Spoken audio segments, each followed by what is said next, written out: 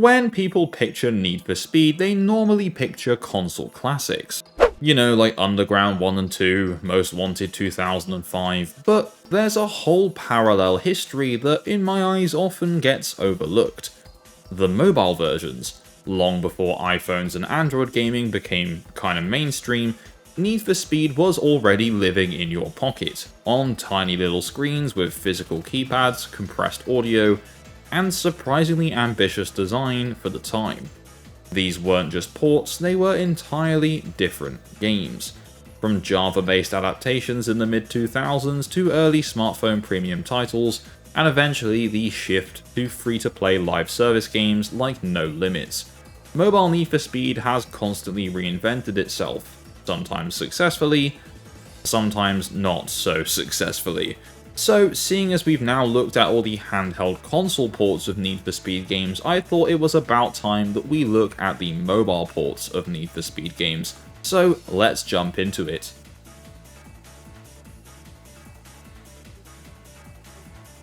So let's start with a fairly ambitious game for very early Java phones.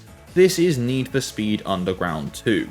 By the time Underground 2 hit mobile devices, the expectations had changed. The console versions introduced a fully explorable city, free roaming, event discovery, and a sense of player-driven progression. So the question was, how do you successfully translate that open world design to a tiny Java phone? The answer was actually quite clever. Not true open world, but something close enough to kind of feel like it. The mobile version of Underground 2, especially on BREW and higher-end Java devices, introduced a system that mimicked free roaming. Instead of selecting races from a menu, you would drive between events, navigate connected roads, trigger races by reaching locations. Now, this wasn't a seamless open world like console. There were limits, but the illusion was really good, quite powerful to be honest. But here's where things get really interesting. To make this possible, the game used data streaming, instead of loading an entire map at once, which of course on those tiny devices was completely impossible. It would load small sections of the city dynamically, unload areas behind you as you passed through, and that would keep the memory usage low. And that's quite an advanced system for mobiles at the time. We're talking about phones that had like literally a few megabytes of memory, no dedicated GPU, and very limited processing power. And yet, the game gave players the feeling of moving through a continuous environment. Under the hood, the system functioned like this. The city was divided into segments or chunks. As you drove forward, the next segment loaded in, previous segments were discarded, and this created a pseudo kind of open world with minimal loading interruptions. Of course, there'd occasionally be slight pauses and frame drops and pop-in, but for the time, that's pretty damn groundbreaking. Progression here felt much closer to the console version. You could explore the city and find races, complete events and unlock new areas. And there were also circuit races, sprint races, and a simplified version of drag racing, which is still pretty cool. There was still customization, which somehow worked within tight limitations, so there were performance upgrades, some very basic visual tuning, and you could unlock cars through the progression. So you didn't get full body kits and deep tuning menus. The identity of the game was still there though. Controls were obviously keypad based, but the driving model was actually not that bad. The cars felt responsive, the turning was smoother, speed scaling was kind of better tuned. And because of the free roam structure, driving wasn't just about racing anymore, which certainly added a much needed layer of depth. Of course, compromises did have to be made. The mobile version did not include full story cutscenes, deep narrative progression, and that true open world freedom, and the world itself, while connected, was still fairly limited in size, structured in segments, and repetitive in terms of its visuals and assets. But again, that wasn't really the point. You could argue that this is one of the most important mobile racing games ever made, because it introduced the idea of open world design on mobile years before smartphones made that the kind of standard. Just think about that for a second. This was happening on Nokia phones, BREW-based carrier phones, long before Need for Speed Most Wanted 2012 got its own mobile port, or, later open world mobile racers. It's also important to mention that dependent on your phone, the performance was obviously going to be different. I don't think I need to explain that one too much. But anyway, despite limitations, the game still tried to capture that Underground 2 vibe. It even had compressed music tracks, some good engine sounds, and some basic audio cues, as well as nighttime environments, neon lighting, and an urban track design. It wasn't immersive in like a modern sense, no, but it was at least recognizable. And I think if you played this at the time, this must have felt so cool, because it wasn't just pick a race from a menu, it was drive there yourself, on your tiny little mobile phone. That small change must have made the experience feel so much more personal. So if Underground 2 was about pushing technical boundaries on mobile, then Need for Speed Most Wanted, that's the 2005 Most Wanted, was about something else entirely. Pressure. Not just racing to win, but racing to survive. On consoles, Most Wanted introduced one of the most iconic systems in the entire franchise, the Blacklist. 15 racers, each one more dangerous and faster than the last, standing between you and the top. But what made it unforgettable wasn't just the structure, it was the constant presence of the police. Every race felt like it could spiral out of control at any moment, and somehow, the mobile version kinda managed to capture that feeling. Not quite sure how, but it's pretty impressive. At a glance, it does look familiar. You're still progressing through events, unlocking cars, working your way up through a structured career, but very quickly the tone does shift. Because unlike the Underground games, you're not alone on the road anymore. Police chases were at the heart of Most Wanted on console, and thankfully they are integrated into this experience in a way that actually kinda feels natural. Sometimes they appear during races and interrupt your progress entirely, and sometimes they're the whole point of the event that you're in. Now obviously this isn't the same complex pursuit system as the console version, there's no sprawling open city or destructible environments or dynamic backup units calling in helicopters and stuff, but what the mobile version does instead is focus on the essence of a chase. The tension, the escalation, and sometimes dramatic car crashes. The feeling that the longer you stay in the race, the worse things will probably get. And when a pursuit begins, it's pretty much immediate. A police car appears, usually behind you, and will start matching your speed. At first it feels manageable, you can outrun it, maybe even ignore it for a little while, but then more units will start showing up and the pressure builds, so on and so forth, and suddenly what was a straightforward race becomes something much more chaotic. The AI itself is relatively simple, at least on a technical level. These cars follow set patterns, accelerating to match you, block your path, or force you into errors, but the game compensates for that simplicity with some fairly smart design. Instead of relying on complex behaviour, it increases intensity through numbers and persistence. The longer you're in a chase, the harder it becomes to escape said chase. And because races are short, that escalation does happen quite quick. This creates a completely different rhythm compared to Underground 2 for the same platform. In Underground 2 you're thinking about where to go next, in Most Wanted you're just thinking about how to get away. The structure of progression reflects that shift. The Blacklist system is still present, though heavily simplified, so instead of a fully fleshed out narrative with rival characters and cutscenes, it's more of a ladder, a series of increasingly difficult opponents that you just need to beat in order. Kinda similar to the GBA or DS versions, but somehow kinda better. Each milestone feels earned, not just because of the races themselves, but because of everything happening around them. And that's where the game really succeeds, because even within the limitations of Java or BREW hardware, it manages to create a sense of stakes. Winning matters, but escaping also matters. Visually, the game continues the evolution started by Underground 2. On higher end devices, you're looking at a fully 3D racing experience with a forward-facing camera positioned just behind the car. The environments are a bit more varied this time around, reflecting the shift from neon-lit city streets to the industrial and suburban tone of Rockport. There's more daylight, more contrast, and a little bit more openness in the track design. It feels less like a closed circuit and more like a place where something could literally go wrong at any moment. Customization is also another good feature, but again it is quite limited. Performance upgrades are the primary focus, allowing you to keep up with increasingly difficult opponents. Visual customization does exist, but it is minimal. This isn't about style in the same way Underground was. It's more about survival and having a car that can handle that pressure. And then there's the pacing. Like other Java-era titles, races are still designed to be short. But here they feel more intense. There's less downtime, less room to relax. From the moment a race begins, you're engaged, and if a police chase is triggered, that intensity only increases.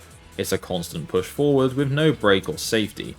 Of course, there are limitations again, the world isn't truly open, you're still moving through structured tracks rather than a fully explorable city. The AI, while effective, lacks that unpredictability of modern systems, and without a full narrative, the Blacklist lacks that personality that made it so memorable on the console version. But even with those compromises, the core experience holds up, because what Most Wanted Mobile understands, just like Underground 2 before it, is that you don't need to replicate everything, you just need to replicate that good feeling.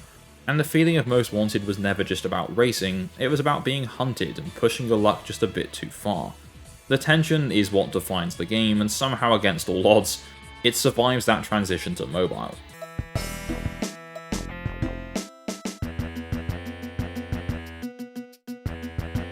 So after Most Wanted pushed mobile racing into something tense and unpredictable, Carbon takes a different approach. It pulls things back, and not in ambition, but in structure. Most Wanted was more about survival, but Carbon is about control. On consoles, Carbon introduced a new idea to the series. Not just racing alone, but racing with a crew. Territory mattered, strategy mattered, and most importantly, every race was part of a larger system of domination. Bringing that to mobile wasn't exactly straightforward. You couldn't recreate full open districts or dynamic crew AI or complex tactical systems on a Java phone. So instead, the game distills those ideas down to their core. Right from the start, Carbon feels more organised than its predecessor, less reactive and more deliberate. Instead of the constant unpredictability of police chases dominating the experience, the focus shifts towards a progression through controlled sequences of races. You're not just climbing a ladder anymore, you're just taking over territory. Now technically there's no full explorable city here, the open world experimentation seen in Underground 2 Mobile is mostly gone, in its place is something a bit more structured. A series of race events grouped into progression paths that represent control over different parts of the city. You don't drive freely between them, you conquer them. And that shift changes the tone completely, because instead of reacting to whatever the game throws at you, you're planning your next move. The idea of a crew, which was one of Carbon's defining features on a console, is adapted in a much simpler way here. You won't see AI teammates racing alongside you in the dynamic sense that there was on consoles. There's no real-time coordination or mid-race commands, but the concept still exists. Just, beneath the surface, shall we say. It's reflected in how races are structured, how progression unfolds, and how the game frames your rise through the ranks. You're not just winning races, you're building that dominance. And then there are the canyon races, or at least there's a version of them there. Driving itself feels more stable than in Most Wanted, the handling is tighter, it's more predictable, cars respond more consistently, and that sense of control feeds directly into the game's overall design philosophy. You're not constantly reacting anymore, you're executing. It doesn't mean the game is easier, in fact it's kind of far from it. Difficulty comes from precision rather than chaos. Tracks are designed to challenge your ability to take corners cleanly, maintain speed, and avoid small mistakes that can cost you a race. It's less about surviving pressure and more about mastering the road. Visually, the game continues to build on the 3D foundations established in earlier titles. On capable Java and BREW devices, you're still getting a forward-facing camera, fully 3D tracks, and recognizable car models. The environments lean into Carbon's darker aesthetic, nighttime settings, shadow-heavy streets, and a more subdued color palette compared to the neon glow of Underground. Everything feels just a bit more serious and a bit more controlled.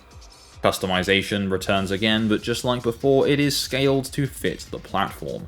Performance upgrades are once again the focus, giving you the ability to stay competitive as the game ramps up in difficulty. Visual tuning exists, but it is limited. This isn't about expressing individuality as much as it is about building a car that can win every race. And that fits the tone because Carbon isn't really about style, it's about territory. One notable change from the Most Wanted mobile port is of course the reduced emphasis on police chases. They are still kind of present in some form, but they're no longer the defining feature of the experience. Instead of constant interruptions and escalating chaos, the game keeps its focus on structured competition, and that works. Where Most Wanted created tension through that unpredictability, Carbon creates it through expectation. You know what's coming, but the challenge is whether or not you can handle it. Of course, like every Java-era title, the game does have its limitations. There's no deep narrative, and trust me, the narrative in this game is crazy. No fully realized crew system, no true open world, and over time you do start to notice the repetition in tracks and environments. But by this point that's almost beside the point, because what Carbon Mobile gets right is its clarity. It understands exactly what it wants to be, a more focused, more controlled version of the console Carbon, one that strips away the chaos of Most Wanted and replaces it with that structure. And in doing so, it becomes something unique within the mobile lineup. It's not the most ambitious or technically impressive, but it is refined.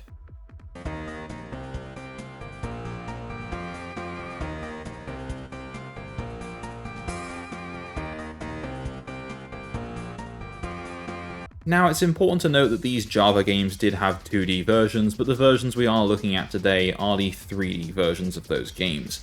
So with that mentioned, let's move on to Pro Street. So after years of racing through city streets and running from the police and building reputations in the shadows, Need for Speed made a pretty hard turn. And on mobile, that turn feels even sharper. Pro Street doesn't just change the setting, it changes the identity of the experience. Because for the first time in the series, you're not actually a criminal, you're a professional. No more midnight streets or neon-lit alleyways. Instead, everything takes place in the open. Organised events, closed tracks, structured competition. What used to be illegal is now thankfully official. And that change completely transforms how the game feels to play. On some earlier titles, there was a sense of unpredictability with the roads, the traffic, and police interference. Well, Pro Street just goes ahead and removes all of that, and what's left is something much more controlled and more deliberate. Every race is an event. You're placed on a track, given a challenge, and expected to perform. There's no driving free roam, no illusion of a larger world beyond the race itself, just you and your car and the track ahead. And in a way, that simplicity makes the game feel more focused than anything that came before it. But it also means the pressure can come from somewhere else, because without chaos and randomness, the only thing left to challenge you, kind of like Carbon, is the precision. The mobile version of Pro Street leans heavily into this idea. Races are no longer just about finishing first, they're about how well you perform.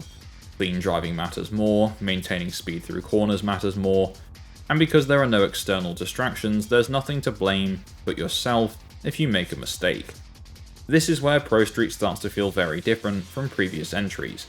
It's not trying to simulate street racing anymore, it's trying to simulate competition. And even within the limitations of Java hardware, the game introduces a greater sense of structure to its progression. You're not just unlocking races, you're moving through a series of race days, each one designed to test different aspects of your driving. Different event types appear, each with their own rhythm and demands. Races focused on cornering and control, speed-based events, and drag racing.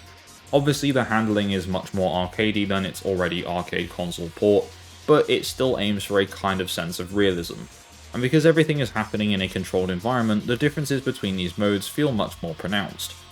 Visually, the game reflects that change. The dark atmospheric streets of Carbon are gone, replaced with brighter and more open environments, wider tracks, clearer visibility, and the sense of confinement is replaced with something much more expansive, even if the actual technical limitations are still there. The game doesn't completely abandon the series' arcade roots though, it's still accessible, controls are still built around the keypad with acceleration, braking, and steering mapped in a way that feels familiar to anyone who's played the earlier mobile entries. But there is a noticeable difference in how cars respond. They do feel heavier and more grounded, and that's intentional because the game wants you to take each race seriously. Of course, like every Java-era title, the game of course has a share of limitations. There's no real sense of atmosphere beyond the races themselves. The crowd and energy of large-scale racing events that define the console version are mostly implied rather than shown. The environments, while brighter, still feel repetitive over time, tracks loop, assets repeat, and the illusion of variety does start to fade. But even with those constraints, the core experience remains consistent, because Pro Street knows exactly what it's trying to do. It's refining the act of racing, stripping away everything unnecessary until all that's left is the competition. And whether that works for you depends on what you want from your Need for Speed games. If you're looking for atmosphere or freedom, or the sense of rebellion, this might feel like a step away. But if you're looking for something more focused, then this delivers something none of its predecessors quite did.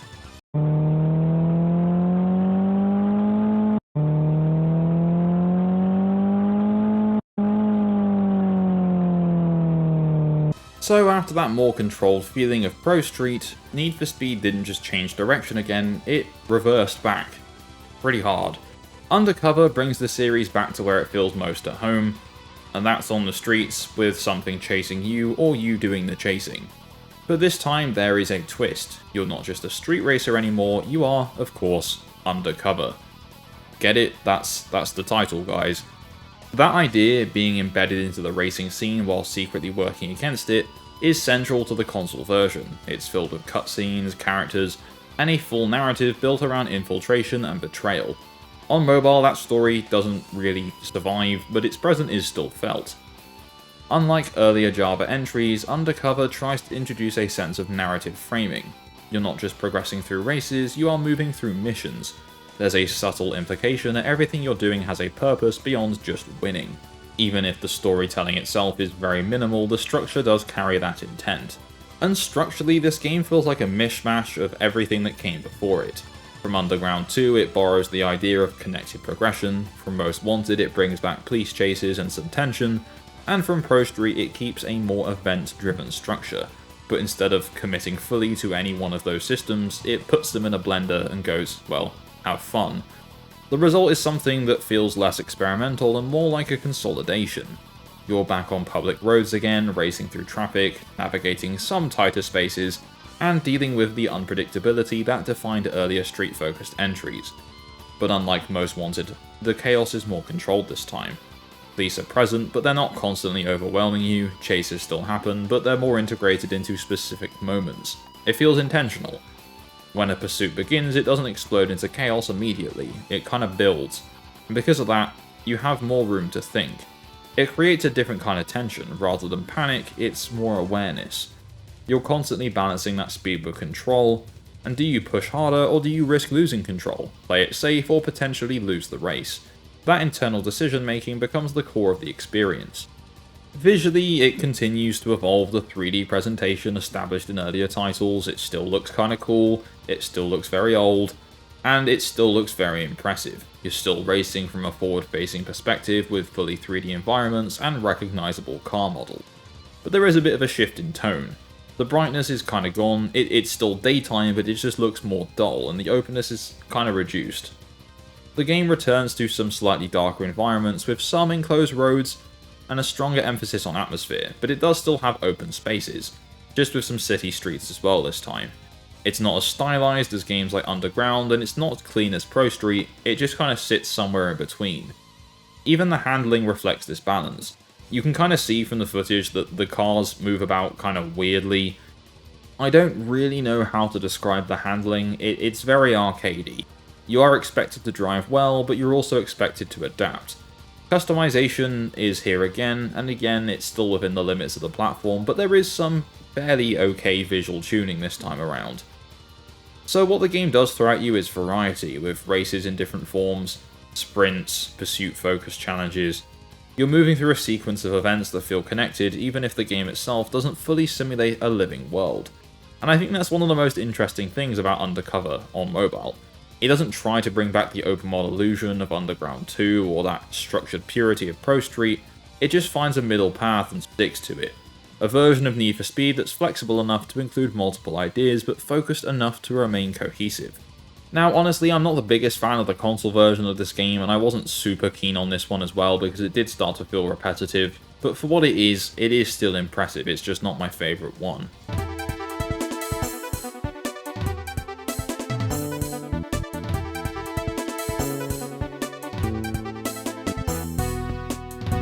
Okay, so up till this point we've been focusing on the Java or BREW ports of Need for Speed mobile games. But with Shift, there was in fact, well, a shift onto iOS and Android as well as having a Java version. So for this we are going to focus on that iOS and Android version of the game, so let's begin. Up to this point, Need for Speed on mobile had been more about adaptation, scaling things down and working around limitations, but with Need for Speed Shift on smartphones, that approach changes completely, because for the first time, the hardware wasn't so much the limitation anymore, it was actually more of an opportunity. Now this was released in the very early days of the App Store and Android market, and it wasn't trying to mimic street racing culture, it was about something kinda similar to Pro Street, precision. And of course this is the first true iOS and Android Need for Speed experience. So of course it's going to feel different from the console games, because it uses tilt controls. From the second you enter your first race, the difference is obvious. The camera is much tighter, the sense of speed is more grounded, and cars feel heavier than they do in Java versions. And most importantly, you're no longer pressing buttons, you're actually steering. It fully embraces the smartphone's defining feature. Instead of keypad inputs, you're using tilt steering and touch controls for acceleration and braking. And that of course changes how the game feels dramatically. For the first time in a Need for Speed mobile game, the driving feels a lot more controlled. Tilting your phone to take a corner creates a physical connection between you and your car. Of course, it's not even remotely accurate, but it does feel intuitive in a way that Java games never could. And that sense of immersion becomes the foundation of the experience, but controls are only part of it. The real transformation is visual. On iOS and Android devices, Shift delivers something that would have been unthinkable just a few years earlier. Fully 3D tracks, finer detailed car models, dynamic lighting.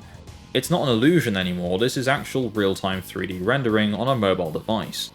Tracks are based on real-world circuits and closed racing environments, and you're no longer weaving through traffic or escaping police. You're actually competing on professional tracks, which is super cool. Now, the handling in the console version is very divisive, but I think it works well on mobile here, even if tilt controls aren't super accurate. The races are longer, they're more demanding, and more focused on consistency rather than quick bursts of action.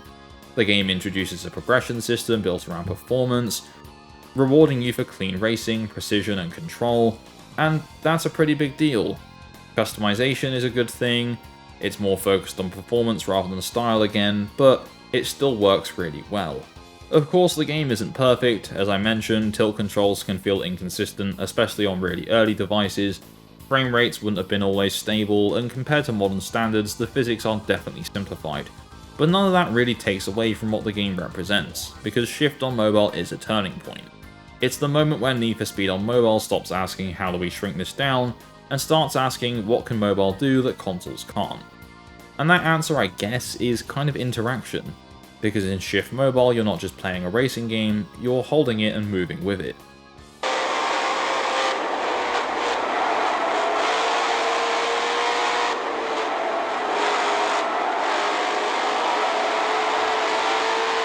So with Shift being the first Android and iOS title, it was all about precision. So Need for Speed Most Wanted, and that's the 2012 version, is all about spectacle. By 2012, mobile hardware had of course evolved again with faster processors, better GPUs, higher resolution screens, and for the first time a Need for Speed mobile game looked really close to a console experience.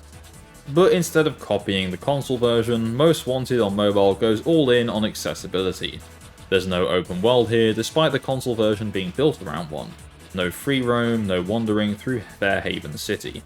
Instead, everything is structured into events, short races, quick restarts, and immediate action, and that decision defines the entire experience. The game is fast, it's aggressive, and it's constantly pushing you forward. Controls are simplified, you can steer using tilt or touch, but acceleration is often automatic. Drifting is emphasized, with mechanics that reward sliding through corners rather than carefully navigating them. It's less about precision and more about momentum. And visually, this is where the game really stands out. Car models look really nice, the environments look great, lighting effects are far more advanced than anything seen in earlier mobile entries.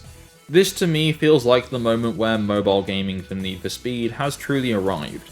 Police return as well, though in a more controlled form compared to the chaos of earlier titles. Chases are integrated into events, adding bursts of tension without overwhelming the structure. The blacklist system is also present, reimagined for this mobile version, so instead of a deep progression system, it becomes a series of milestones. Kinda similar to how it was done in the Most Wanted Java ports, but more about goals and targets. It's streamlined, it's efficient, and it's designed for quick sessions, and that's the key difference. Where older games try to simulate a full Need for Speed experience, Most Wanted 2012 focuses on delivering the highlights, the speed, the crashes, the intensity. Everything else is stripped away, and for a mobile audience, I would say that definitely works. Lock is being established ahead of the suspect, over. Okay, so now we move on to our final game of this video, and this is definitely the most modern mobile title of all, and I mean that both in a good way and kind of a derogatory way. By the time Need for Speed No Limits arrived, mobile gaming had changed again. This time it's not about the hardware, it's all about business. Free-to-play has taken over, and Need for Speed has adapted to that. No Limits isn't a port, it's something new, a game built specifically for mobile from the ground up.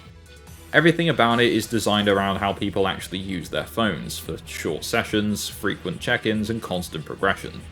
Races are extremely short, sometimes under a minute, controls are simplified, focusing on swipes and taps, and progression is built around a loop. Race, earn rewards like loot boxes, upgrade your car, and repeat. But layered on top of that loop is something much bigger, a live service. Events constantly rotate in and out, new cars are added regularly, limited time challenges push players to log in daily. And it is still being updated today, as of this month. And this is where No Limits becomes something different from every game before it. It's not trying to be completed, it's just trying to be played. Like, indefinitely. Unlike some previous titles, customization becomes one of the game's strongest features, with a huge range of cars, upgrades, and visual options. Progression is tightly controlled, fuel systems limit how much you can play, upgrade timers slow down your progress, premium currency offers shortcuts, you know how mobile games work by now, guys. It does create a tension within the game itself, but sometimes it's just kind of annoying. On the one hand, it's the most content-rich Need for Speed mobile title, but on the other, it's also the most restricted. And yet despite that, it is still lasting. Years after release, it's still continuing to receive constant updates like new events and cars, because it's not really just a game anymore, it's a platform. And so that takes us to the end of our look at the Need for Speed mobile titles.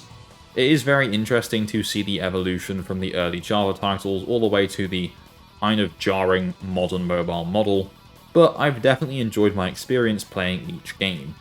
So if you enjoyed this video, please don't forget to leave a like, and if you haven't done so already, subscribe and tap the bell for notifications to stay up to date with my future uploads. A massive shout out to my Patreon subscribers for the continued support, and all I really have left to say is thank you and goodbye.